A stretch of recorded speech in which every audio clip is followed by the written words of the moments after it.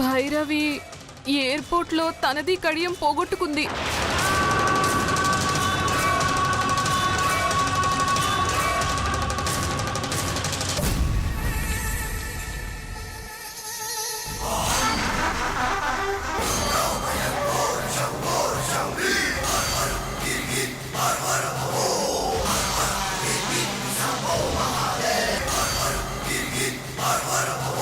ఏంటిది?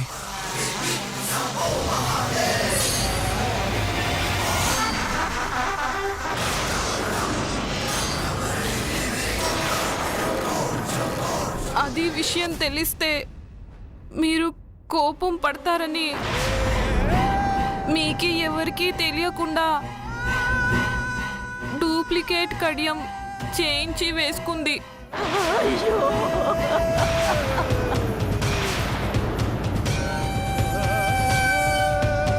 ఆ కడియ ఉంటే నీకు ఈ ప్రమాదం వచ్చి ఉండేది కాదు తల్లి. ఆ నాగరక్ష బంధం తప్ప నిన్ను ఇంకెవరు కాపాడలేరమ్మా, కాపాడలేరు.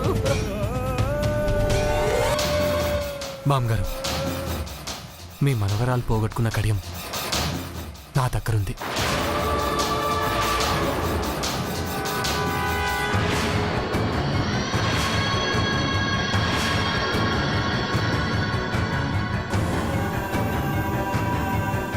భైరవి ఎయిర్పోర్ట్లో పోగొట్టుకున్న కడియం నాకు అదే ఎయిర్పోర్ట్లో దొరికింది.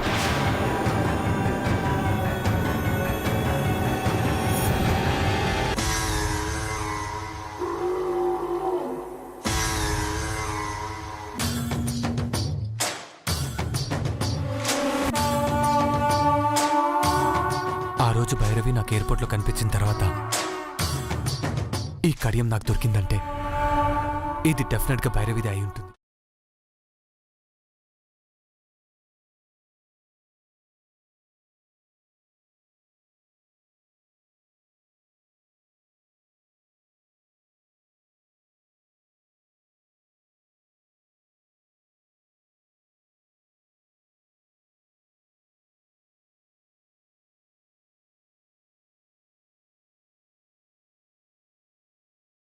పాము భైరవి నేను కాపాడాలని చూశాను. ఆ పాము నన్ను కూడా కాటేయాలని చూసింది, కానీ నన్నేం చేయలేకపోయింది. అంటే మీరు అన్నట్టుగానే ఈ కడియానికి చాలా మహిమ ఉందని అర్థమైంది. నన్ను కాపాడిన ఈ కడియం భైరవిని కూడా తప్పకుండా కాపాడుతుంది, తప్పకుండా కాపాడుతుంది. భైరవి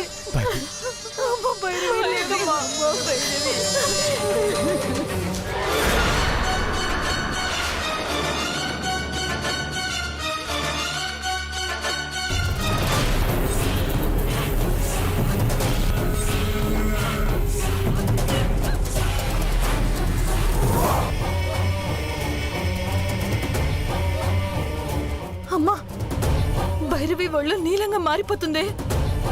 భైరవి ఇంకా మనకి దక్కదేమోనమ్మా. నీ కడియం వేశాను, నీకేం కాదు.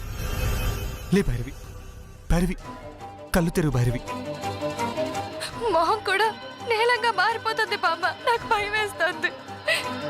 అమ్మా భైరవి,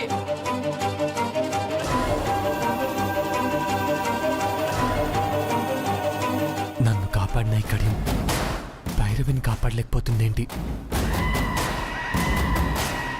అతయ్య, నేను వెళ్ళి డాక్టర్ని తీసుకొస్తాను. లేదు సార్,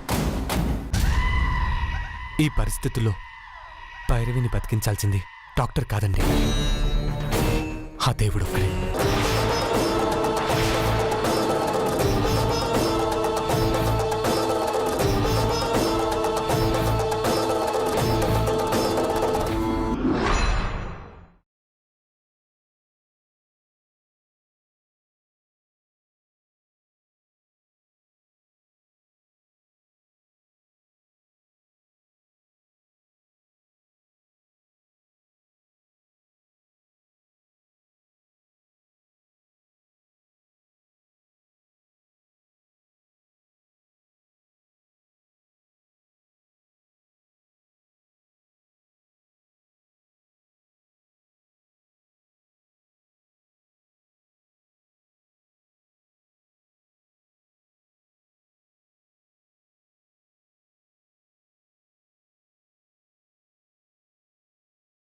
నువ్వు దేవుడివేనా?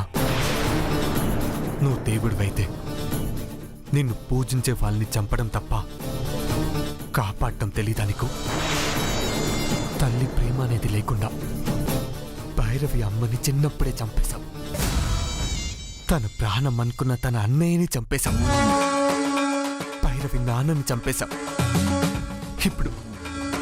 ఇప్పుడు తనను కూడా చంపేయాలనుకుంటున్నావా? ఆయుష్ని తీసుకోవడం తప్ప ఆశీర్వదించి కాపాడటం చేత కాదా నీకు? అలాంటప్పుడు నువ్వు దేవుడు ఎలా అవుతావు?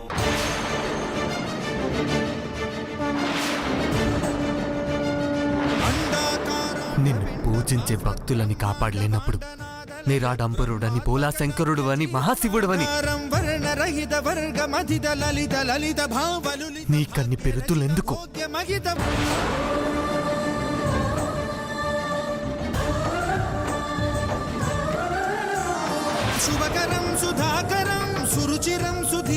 నువ్వు దేవుడివైతే నా భైరవిని రక్షించు స్వామి. భైరవి లేకుండా నేను బతకలేని శివయ్య.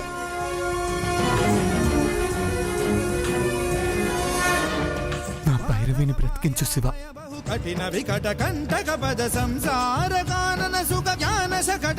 నీకు కావాల్సింది పూజలు కాదు ప్రాణాలను అనుకుంటే నా ప్రాణాలు తీసుకునైనా నా భైరవి ప్రాణాలు కాపాడు. నా భైరవి ప్రాణాలు కాపాడు. కాపాడు.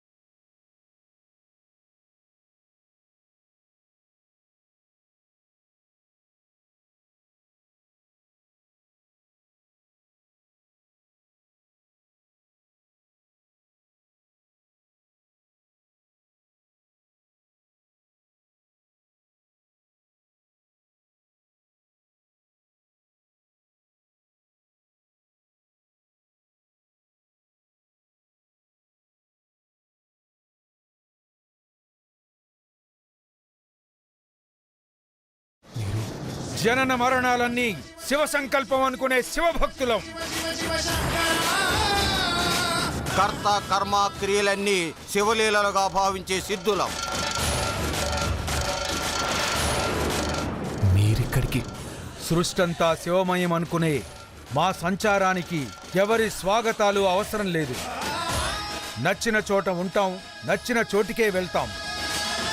ఆ పరమశివుడికి కావాల్సింది నమ్మకం గాని నీ ప్రాణాలు కాదయ్యా. నీ బాధని ఆవేదన్ని ఆ శివయ్యకి నివేదించుకున్నావు. నీ సమస్యని ఎలా పరిష్కరించాలన్న సమయాన్ని ఆ దైవానికి ఇవ్వకుండా నీ ప్రాణాలు తీసుకోవాలనుకోవడం మూర్ఖత్వం. ఆ శివయ్యకి కావాల్సింది ఆత్మ నివేదన తప్ప నీ ప్రాణాలు కాదయ్యా.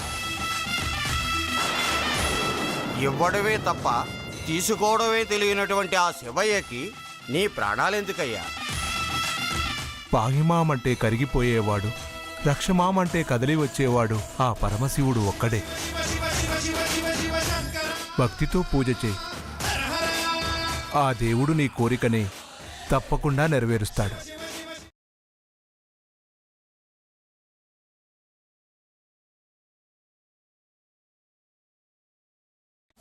ఓం నమ శివాయ. పూజ మొదలుపెట్టు.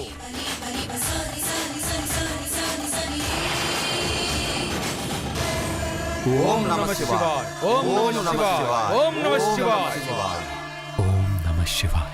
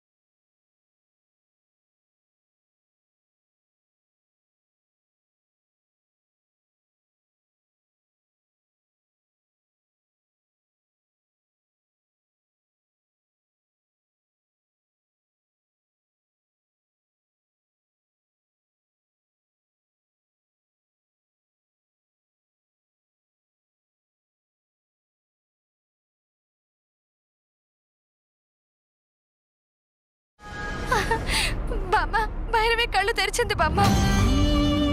అమ్మా భైరవి భైరవి భైరవి భైరవి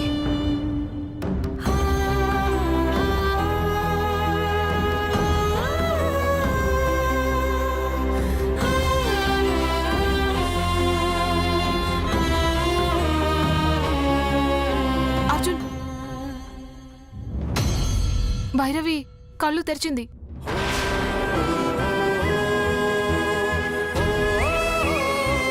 భక్తితో పూజ చెయ్యి, ఆ శివుడు నీ కోరిక తప్పక నెరవేరుస్తాడు.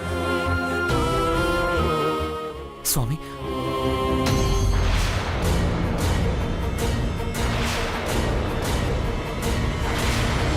సృష్టంతా శివమయం అనుకునే మా సంచారానికి ఎవరి స్వాగతాలు అవసరం లేదు. నచ్చిన చోట ఉంటాం, నచ్చిన చోటికే వెళ్తాం.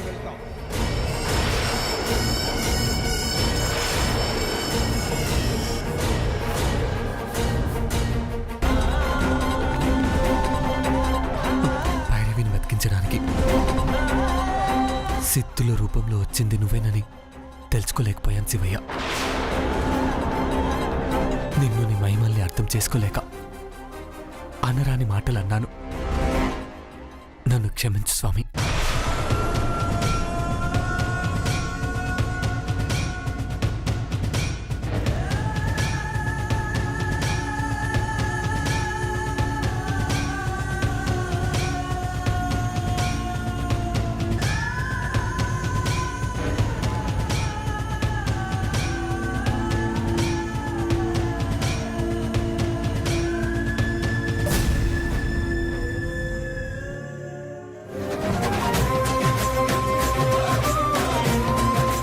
భైరవి,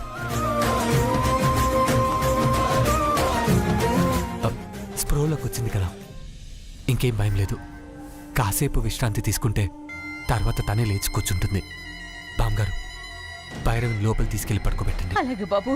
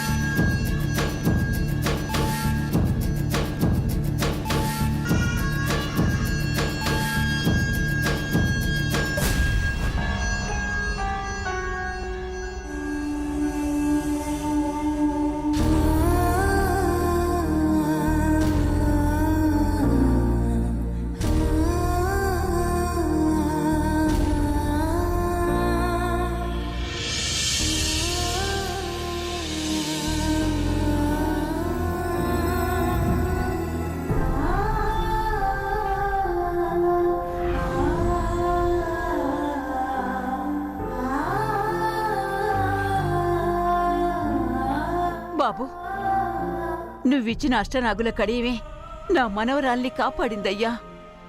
నువ్వు చేసిన పూజలే నా మనవరాల్ని బ్రతికించాయి. నువ్వు సమయానికి దేవుళ్ళా వచ్చుండకపోతే భైరవి బ్రతికుండేదే కాదయ్యా. నీకెలా కృతజ్ఞతలు చెప్పాలో తెలియడం లేదు బాబు. అయ్యో బామ్మగారు,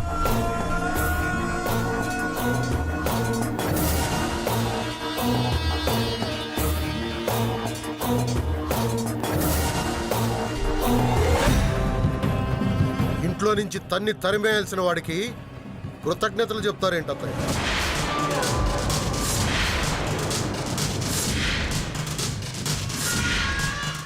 అలా అంటారేంటి బాబాయ్? అర్జున్ కాబట్టే భైరవిని పాములు కాటేసినా కూడా. పాములే కాటేసాయో లేదా వీడే కావాలని పాముల చేత కాటేయించాడు ఎవడికి తెలుసు? వీరభద్రం, ఆయన అన్నదాల్లో తప్పేంటమ్మా? నీ చాదస్తం కాకపోతే ఈ అబ్బాయి భైరవిని బ్రతికించడం ఏంటి? అలా అనుకుంటే నీ కొడుకుని మనవణ్ణి కూడా బ్రతికించాలి కదా మరి. ఈ అర్జున్ వల్లే భైరవికి చచ్చే పరిస్థితి వచ్చిందని నువ్వు తెలుసుకోలేకపోతున్నావు. పచ్చ కామెర్లు వచ్చిన వాళ్ళకి లోకం అంతా పచ్చగానే కనిపిస్తుంది. నువ్వు అంతే. అంటే అన్నానంటారు గాని నా దయచేసి కాసేపు నోరు మూసుకుంటావా? నీకో దండం. నేను పోవడానికి ఇంకా చాలా టైం ఉంది. నువ్వే నాకు దండాలు పెట్టక్కర్లేదు. తమ్ముడు, నువ్వున్నంత వరకు మా భైరవికి ఏమీ కాదని మాకు అర్థమైంది.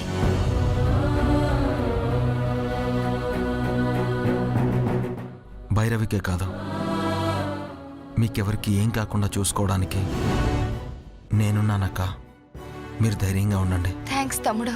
ఇదేవో వరుసలు కలిపి తమ్ముడు అని మాట్లాడేస్తుంది, వాడేవో నేనున్నానని హామీలు ఇచ్చేస్తున్నాడు.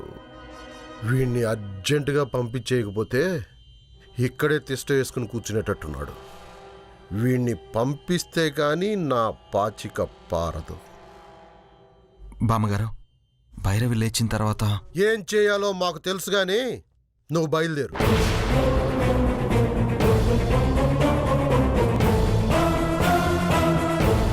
వెళ్ళమని చెప్పారుగా, అర్థం కావట్లేదా? రుద్ర, నీకేమి హక్కుందని ఆ అబ్బాయిని వెళ్ళమంటున్నా? అంటే నాన్న చెప్పారని ఆ మాట నేను కూడా చెప్పాను బామ్మ. నా కొడుక్కి ఏం హక్కు ఉందని అడుగుతున్నావు? ఈ ఇంట్లో ఉండడానికి వాడికేం హక్కు ఉంది అత్తయ్య?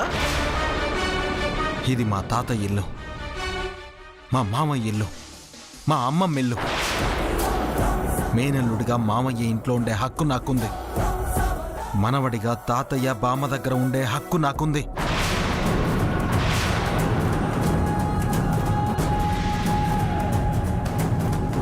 నువ్వు ఏ తాతయ్యని గురించి చెప్తున్నావో ఆ తాతయ్య మీ కుటుంబాన్ని ఈ ఊరి నుంచి ఎప్పుడో వెలేశాడు. వెలివేయబడ్డ వారికి ఈ ఇంట్లో ఏ హక్కులు ఉండవని తెలీదా నీకు?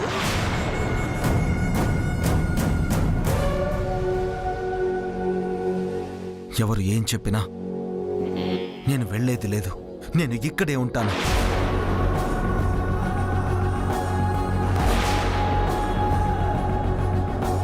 మేము ఉండనిచ్చినా నిన్ను ఈ ఊరు వాళ్ళు ఉండనివ్వరు.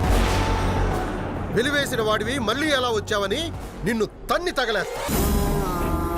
అత్తయ్య, ఈ ఊరి కట్టుబాట్ల గురించి మీకు తెలుసు. ఒకసారి వెలివేసిన వాడిని మళ్ళీ ఈ ఇంట్లో ఎలా ఉండనిస్తారు? మిమ్మల్ని ఎలాగోలా మంచి చేసుకుని ఇక్కడే ఉండిపోవాలని చూస్తున్నాడు.